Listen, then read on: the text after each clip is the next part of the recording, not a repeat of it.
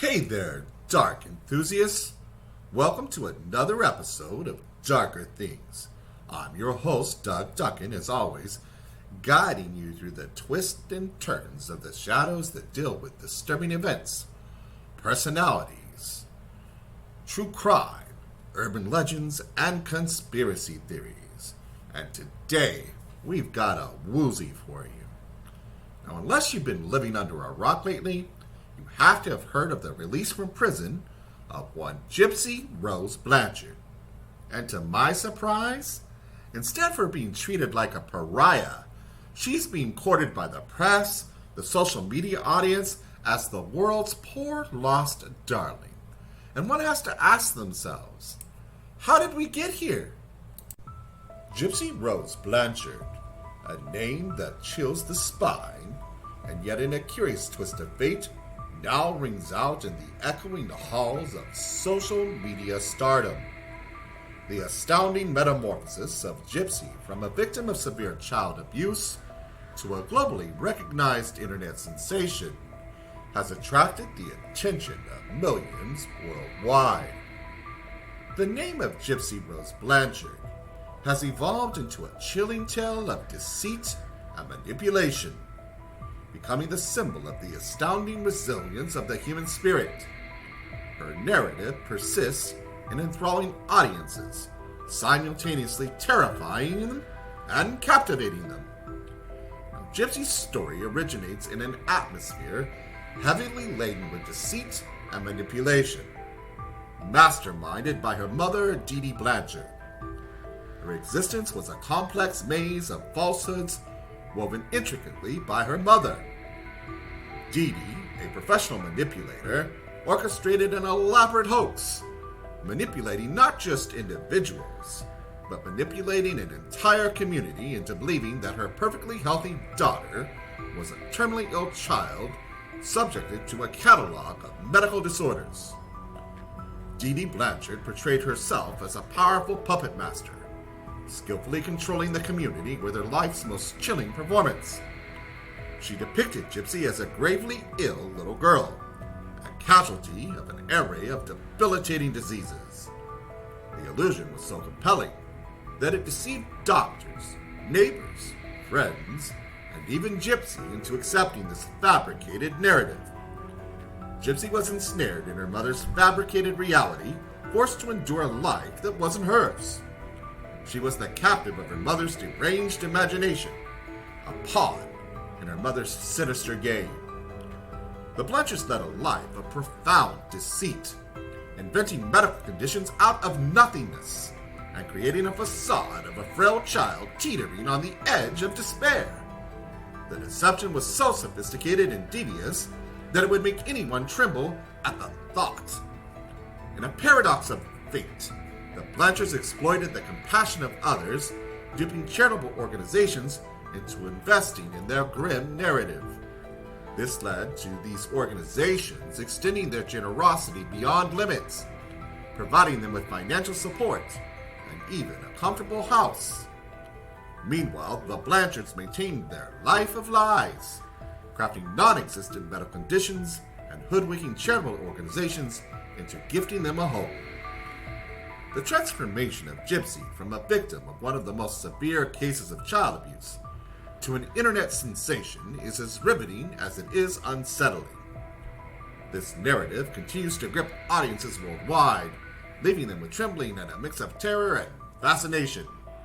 The web of deception continued to tighten its hold as Gypsy trekked the sands of time. The outside world was a tantalizing enigma, remained elusive to her. Yet a ray of hope managed to penetrate the murky confines of her reality, originating from an unexpected source: the digital world. Navigating through the labyrinths of the internet, she discovered an unlikely sanctuary, a realm where personas could be masked and realities could be manipulated. This realm was an online dating platform. Amidst the world of binary codes and digital avatars, she came across Nicholas Godejohn. Nicholas, a solitary figure in the boundless ocean of the internet, serves as a lighthouse for Gypsy. His words resonated in the quietude of her life, weaving a melody of optimism and longing. His digital persona turned into a canvas for her dreams, each brushstroke injecting her existence with hues of anticipation and thrills. The gradually but persistently growing relationship is akin to a flower, blossoming into a bud under the tender embrace of the sun. The digital barrier that initially separated them began to dissolve, supplanted by a connection that was as tangible as it was unique. Their relationship was a narrative of conventional love that was nourished with stolen instances and softly spoken words.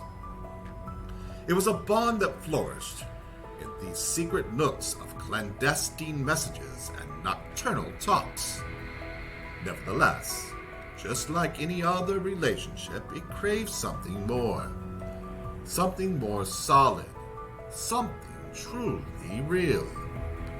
Hence, their relationship culminated in a rendezvous, a real-life meeting that was as dreamlike as their digital connection. The venue was as fascinating as it was peculiar, a screening of the live-action Cinderella movie, amidst the enchanting world of fairy tales and the flickering screen. Their lives intersected in the real world. Under the cloak of the cinema's darkness, their relationship transcended from the virtual to the physical realm. Their emotional bond took a physical form in their first ever shared intimate moment. A moment that belonged solely to them, concealed from the rest of the world, safely ensconced in the restroom. Every tick of the clock stood as a testament to their unique connection, a bond that had weathered the stormy waters of a digital relationship and had now found a safe harbor in reality. It was an encounter that signaled a new chapter in their narrative, a chapter that was uncertain as it was captivating. In the darkness of the theater, they shared an intimate encounter hidden away from prying eyes in the bathroom. But Gypsy's mother, ever the manipulator, posed a significant threat to the relationship budding between Gypsy and Nicholas. Gypsy found herself trapped in a toxic environment, navigating daily through the labyrinth of manipulation and control, yearning desperately for an escape from her mother's iron grip. In a tragic twist of fate, driven by desperation and a longing for a life that seemed painfully out of reach, Gypsy resolved to take matters into her own hands. She became convinced that a radical decision was the only path to a life of freedom and love. Believing it was a way towards a future with Nicholas, free from her mother's shadow, she took an unthinkable step. Gypsy managed to persuade Nicholas, a naive and impressionable young man, to commit an act that was as savage as it was desperate, to murder her mother Dee Dee.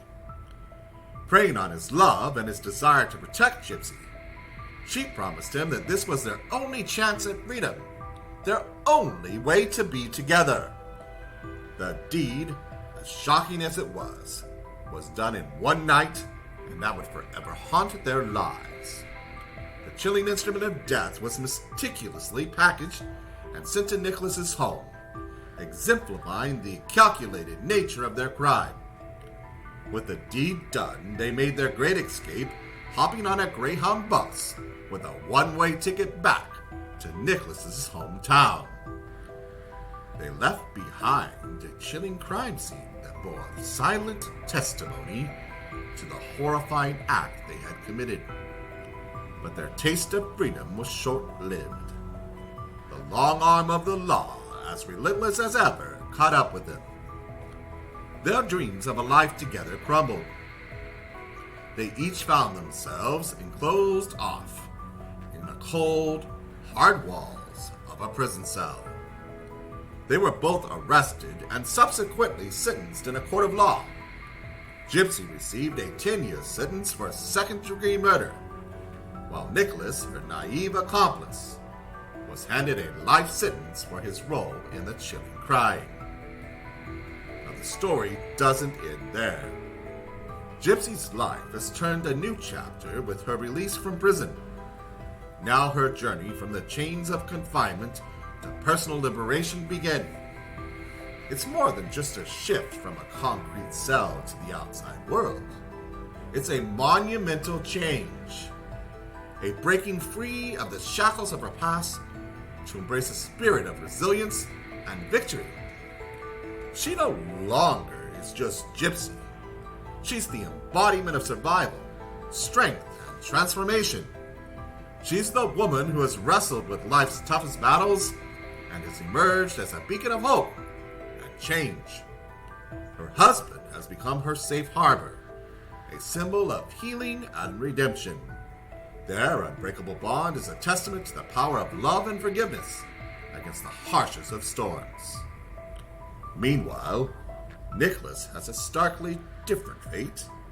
His life is confined within prison walls and his freedom snatched away. His dreams shattered by his own actions. His life is a stark contrast to Gypsy, a bleak reminder of a past filled with deceit, one that also now includes Gypsy taking advantage of him for her own self-benefit and gain. Today, Gypsy would like to refuse to let her past dictate her life. She wants to live life on her terms, and the world at large seems to be letting her. Her life has undoubtedly shaped her, but not the sole definition of her worth. She is more than a product of her past, and stands as the creator of her own destiny. Still, as one marvels at her remarkable strength and tenacity, and her unbeatable spirit, one can't help but pause and ask themselves, did she get a slap on the wrist for murder? The court of public opinion is mixed, and who knows? The public loves to elevate people just to crush them under the name of cancel culture. Maybe Gypsy has a few more tales to spin. Thank you once again for joining us on this dark and twisted journey of Gypsy Rose Blanchard. Truly a set of disturbing circumstances and several disturbing personalities. If you like what you've seen today, I invite you to go ahead and hit that subscribe button as well as the bell so you get all the notifications when we bring you the essence of the dark. Now, once again, I'm your host, Doug Duncan, with a reminder that once you enter the dark, you may never be the same.